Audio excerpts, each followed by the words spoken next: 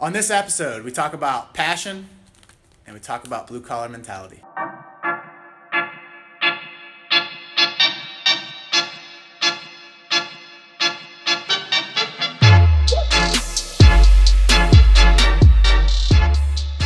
Welcome back to another edition of Tiger TV. I am your host, Spiker Helms. I am here at SIU-Carbondale with Coach PJ Finigan.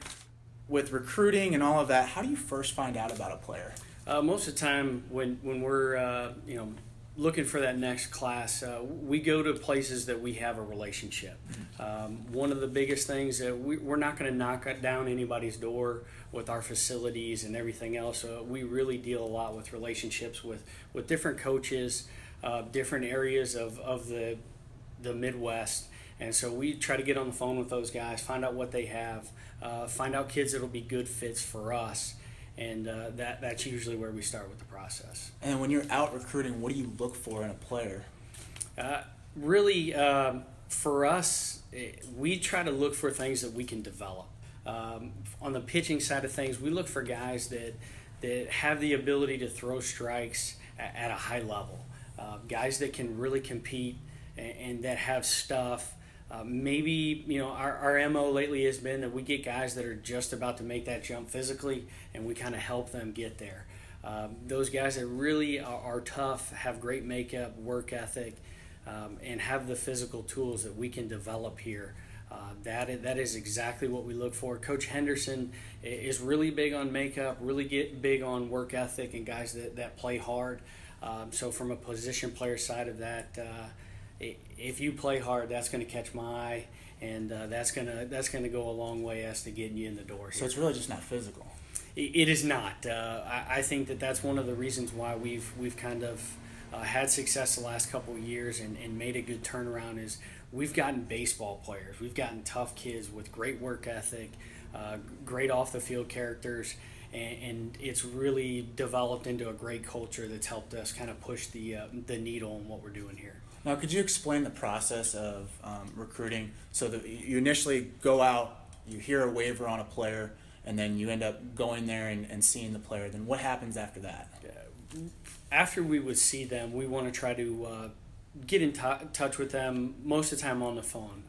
A lot of what we try to do is relationship-based. I want to get to know kids and also talk to their coaches and find out what they're really like.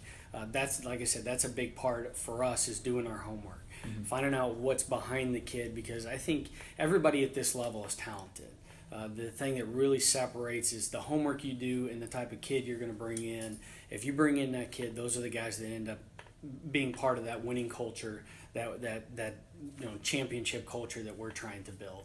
Once we get them on the phone, and if they're a guy that we want to bring in to offer, we're going to try to set up a visit as soon as we can. So the evaluation doesn't stop from the field. It Actually starts at the phone as well. Yes, I would say I think coaches get tired of hearing from us.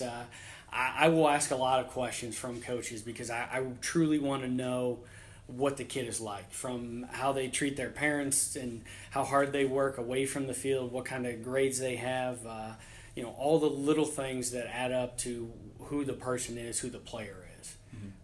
And then signing day is their junior year. Yes. And then through that process, is it still kind of like you're still evaluating them, or is it? For us, once they're signed, really once they're committed, we're big on being honest with kids and treating kids the right way. Once you're committed, you're committed. There's no more evaluation period. Once you're done, once you're committed, we are really about harvesting that relationship. We want to get to know our kids so that the day they walk in here, they're completely comfortable, they're excited about being Salukis, and they're ready to get to work. And so that whole time period from the time you commit until the time you step foot on campus is all about getting to know you and your family and everything else to be part of our family, so that when you get here, it feels like home and you're completely comfortable and ready to go to work. Now, what is it that you look for academically? Academically, some of the big things we look for are guys that have high GPAs and really kind of apply themselves in school. All the things that we look for, with a work ethic and everything else, that applies academically as well. We laugh in our office that one of the things that we get excited about in a player is when we see a high GPA and a low ACT. That means somebody that they apply themselves day in and day out. They work their tail off to get to where they are. It's those guys that have the low GPA and the high ACT that you kind of go, okay, maybe there's something a little bit more behind that. But the other things we look for is we try to take advantage of some of the unique majors we have here. Guys that are interested in agriculture, forestry, aviation, engineering, a lot of the things that are maybe a little bit different here academically, because we know that if they get here, they see what we have to offer academically, that it will just help with the baseball. And we were talking about that off camera with aviation. Do you have anyone that's we don't currently. It's really interesting. It was one of my favorite things is when we are recruiting a kid that is interested in aviation, going and walking them through our building that's off campus. If you see a better aviation department, I want to see it.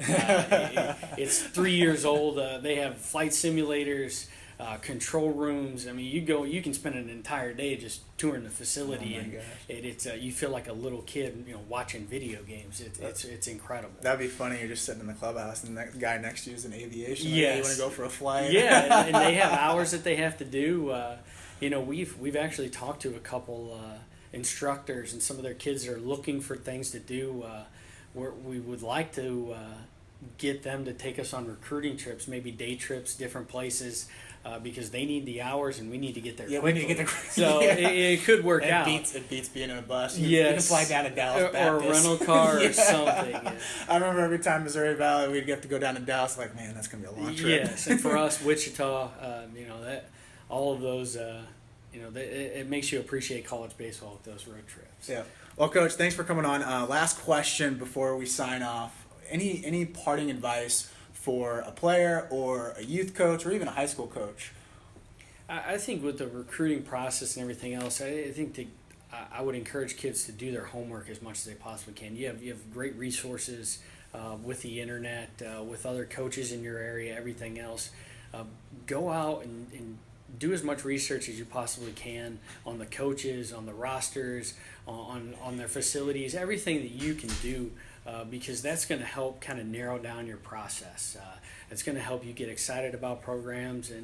And as for coaches, I would just say continue to help your players out as much as possible and be honest with the guys on the other side. If you're honest with the guys on the other side, you're going to build a relationship with those college coaches, and they're going to come back year in and year out. We have a small group that we contact. They're the first people we contact every summer, and that's because we trust in the information they're giving us, and that goes a long way into helping us get what we need. Well, there it is, guys. It's about relationships, it's about passion, and it's about going out there and having a blue-collar mentality. So thanks again, Coach, for coming on the show. Guys, till next time. See ya.